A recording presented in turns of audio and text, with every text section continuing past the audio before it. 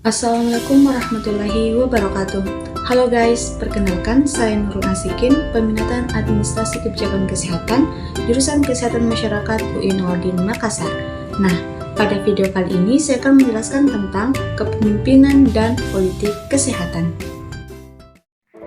Kepemimpinan dan politik kesehatan. Bagaimana sih menjadi pemimpin yang unggul?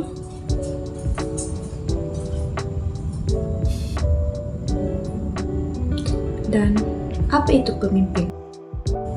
Pada dasarnya, setiap manusia memiliki jiwa kepemimpinan, dan setiap orang mampu menjadi seorang pemimpin melalui usaha dan pendidikan serta didorong oleh kemauan individu itu sendiri.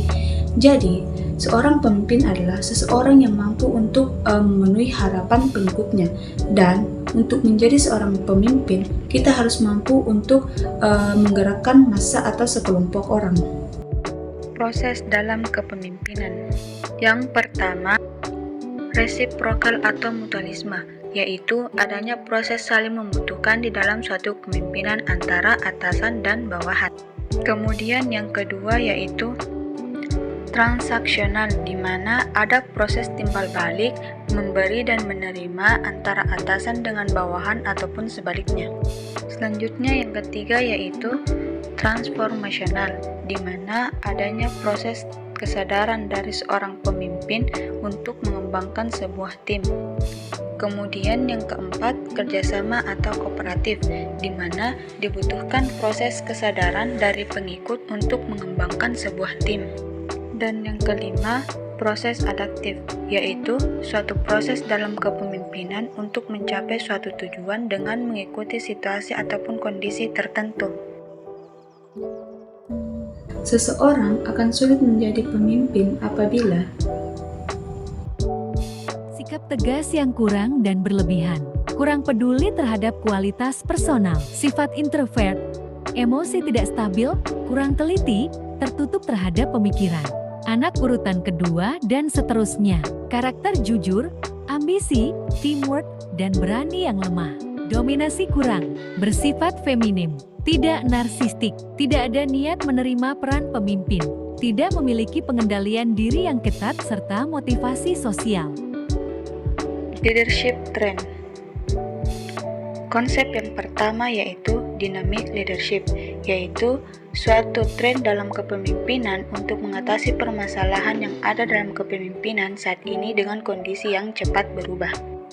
Konsep yang kedua yaitu transformational leadership, yaitu suatu tipe kepemimpinan yang membentuk dan mentransformasikan budaya perusahaan ke arah yang diinginkan, seperti tipe yang mendorong anak buah atau bawahan untuk maju bersama-sama dengan perusahaan.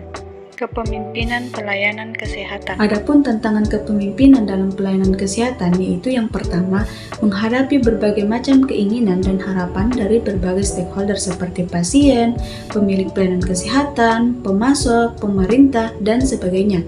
Kemudian, efisiensi biaya tanpa mengurangi kualitas pelayanan. Jadi, setiap stakeholder ataupun pemimpin menginginkan kualitas pelayanan yang bermutu dengan biaya yang efisien. Selanjutnya yaitu jenis-jenis kepemimpinan dalam pelayanan kesehatan.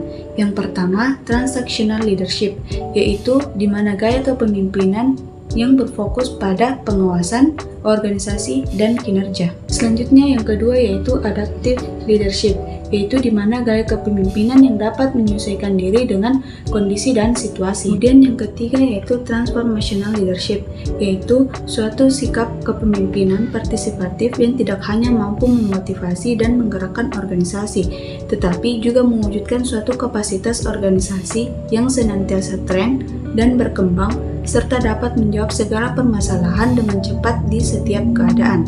Kemudian yang keempat yaitu servant leadership. Servant leadership adalah pemimpin yang mengutamakan kebutuhan orang lain, aspirasi, dan kepentingan orang lain di atas mereka sendiri. Bagaimana sih menjadi pemimpin kesehatan masyarakat yang ideal? Secara sistematis dan bertindak secara strategis, mempromosikan perubahan sebagai agent of change, mendukung nilai-nilai dalam lembaga dan masyarakat, memahami hubungan antara input, intervensi, dan output pada sistem, memantau dan mengevaluasi dampak perubahan, mempraktikkan pemikiran sistem pada berbagai tingkat kepemimpinan. Apa itu politik kesehatan? Secara umum, politik memiliki dua arti. Yang pertama, politik dalam kepentingan umum atau politics, dan politik dalam kebijakan atau polisi. Pada kepentingan umum, politik berarti rangkaian asas dan prinsip, keadaan, jalan, cara, atau alat yang akan digunakan untuk mencapai suatu tujuan. Sedangkan pada kebijakan, politik berarti penggunaan pertimbangan tertentu yang dapat menjamin terlaksananya usaha untuk mewujudkan keinginan atau cita-cita yang dikehendaki. Jadi, politik kesehatan adalah upaya pembangunan masyarakat dalam bidang kesehatan. Dan kesehatan merupakan bagian dari politik karena derajat kesehatan atau masalah kesehatan ditentukan oleh kebijakan yang dapat diarahkan atau mengikuti kehendak kebijakan politik.